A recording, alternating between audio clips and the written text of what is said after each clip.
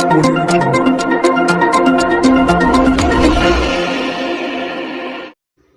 તપાસના નાસ્તા ફરતા લૂંટના આરોપીને ઝડપી પાડતી લસકાણા પોલીસ કમિશનર અનુપમસિંહ ગેહલોત સુરત શહેર ખાસ police commissioner sector 1 Wabang Jamir નાઓની સૂચના મુજબ નાયબ police commissioner zone 1 Alok Kumar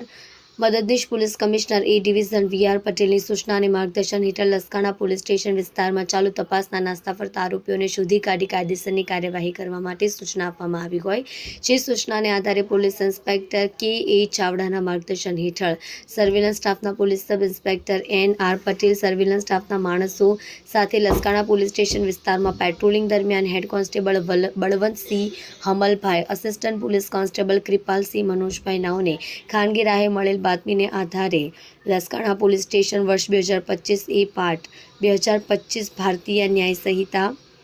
2023ની કલમ 309(4), 309(6), 61(2) મુજબનો આરોપી ગોપાલ દામજીભાઈ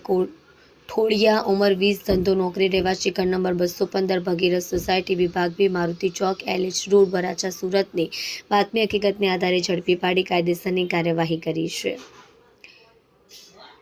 આરોપી રાહુલ બારૈયા અને મોટરસાઇકલ પર આવેલા 3 અજાણ્યા ઇસમોએ ગુનાહિત કાવતરું રચી આરોપી રાહુલ બારૈયાએ ફરિયાદીને ફોન કરી મળવા બોલાવી ત્યારબાદ પેશાબ કરવાના બહાને મોટરસાઇકલ ઉપર બેસાડી લઈ જઈ જ્યાં આરોપી રાહુલ બારૈયાના મળતિયાઓ અજાણ્યા 3 બાઇકો ફરી ઢીક મૂકીનો માર મારી મૂઢ ઈજાઓ કરી મોબાઈલ